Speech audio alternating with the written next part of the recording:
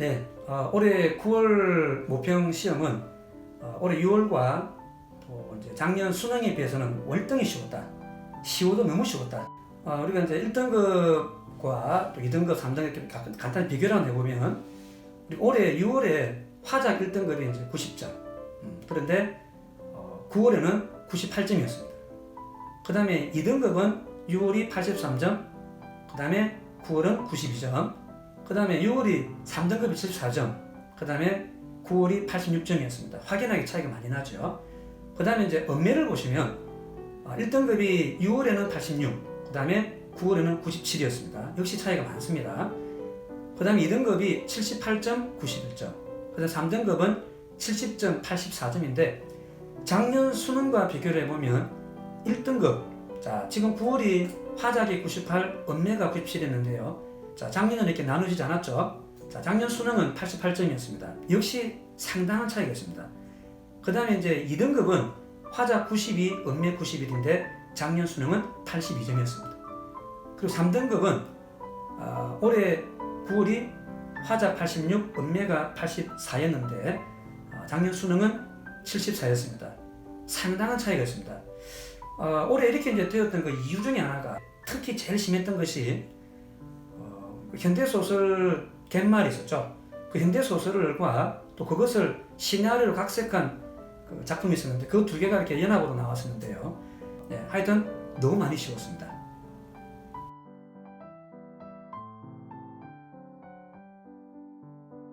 네, 올해 6월이었죠. 화작과 엄매 점수 차이가 상당히 좀 많았습니다. 그래서 이제 상대적으로 화작을 선택한 학생들이 점수가 높다 보니까 표준 점수는 좀 낮았습니다. 그래서 표준 점수만 비교해 보면 화작을 선택한 학생이 엄매를 선택한 학생보다 한 5점 정도 낮았습니다. 그래서 이러한 문제점을 해결하기 위해서 평가원에서 의도적으로 화작을 좀 더 어렵게 혹은 비슷하게 6월과 그 다음에 엄매는 확연히 6월보다는 좀 쉽게 내버렸습니다. 네, 그래서 특히나 또 이 화작은 전혀 새로운 이유가 없었고 그 다음에 엄매는 더더욱이나 심했습니다. 엄매가 실제 본문을 보지 않아도 충분히 해결 가능한 그런 문제, 그런 게 너무 많았다는 것이죠. 그래서 이게 아까 말씀드린 것처럼 표준 점수를 봤을 때 두 그 선택 과목에서 차이가 별로 없게끔 만들어내는 그런 기조가 눈에 확실히 보인다, 이렇게 말씀드릴 수 있겠습니다. 이번 9월에서는 본격적인 경제나 법률, 과학 지문이 출제가 되지 않았습니다. 단지 메타버스를 다루는 그 기술 지문이 약간은 까다로웠다, 이렇게 볼 수 있겠는데요. 그래서 이제 제 생각에는 6월과 다소 어려웠던 6월과 많이 쉬웠던 9월의 중간점에서 난이도가 조정이 되지 않겠는가.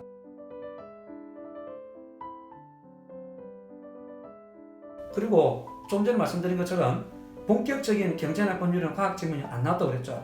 그래서 또 거기다가 너무 쉬웠다는 비판도 상당히 지금 많이 제기가 되고 있습니다. 그래서 틀림없이 어려운 경제, 과학 지문이 나올 것 같습니다. 그래서 여러분들은 그동안에 쳤던 그 기출문제 있죠. 그 기출문제를 한 번 더 풀어보시는 것도 좋은데, 근데 이제 문제는 두 번, 세 번 풀어보신 분들은 너무나 익숙하다 보니까 지문만 보고도, 이게 기출문제입니다. 지문만 보고도 어떤 내용인지, 심지어는 답이 몇 번인지까지 알 수 있겠죠. 그래서 제 생각에는 기출문제를 두 번, 세 번 많이 풀어보신 분들은 그거보다는 EBS 파이널 특강 이런 문제집을 보시는 게 더 나을 것 같습니다.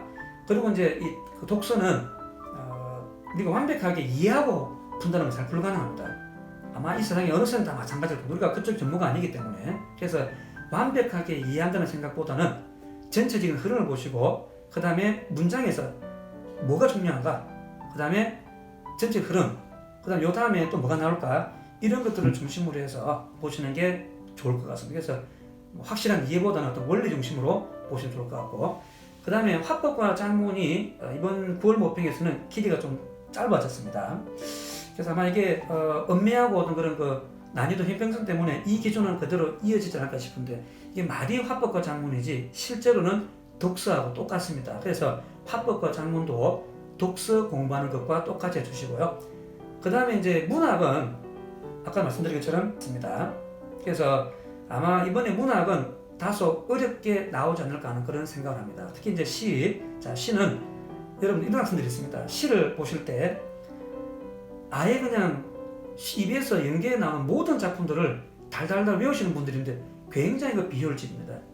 도대체 그거 외워서 몇 개가 나올 수 있겠습니까? 그렇게 하지 마시고 시를 분석하는 방법을 더 공부를 하시고 그 다음에 뭐 표현 방법, 뭐 예를 들면 우리가 쉽게 생각하는 수사법도 시험에 나옵니다. 그러니까 기초를 더 확실하게 다지시는 것이 더욱 좋을 듯 합니다. 그 다음에 이제 고전 시가는 이번에 그 경고가 나왔었죠. 아마 해석에서 좀 힘드신 분들이 있었을 겁니다. 그래서 고전 시가는 특히 고전 시가에서 가사 이런 작품들은 내가 원문만 보고도 완벽하게 해석을 할 수 있다. 그렇게까지 자신감 있게 해주시고요. 그다음 끝으로 이제 우리 엄매는 이번에 그 37번 문제였죠. 자, 37번 문제처럼 그냥 얼렁뚱땅 적당하게 접두사가 뭐다, 접미사가 뭐다 이렇게 아신 분들, 그냥 눈으로만 슬쩍 보고 그냥 눈으로만 이해하신 분들은 상당히 어려웠을 거라 생각합니다. 그래서 문법 문제는 특히 언매죠. 언어입니다. 문법은 개념을 확실하게 잡아주시고 그 다음에 진짜 깊이 있게 공부하셔야 됩니다.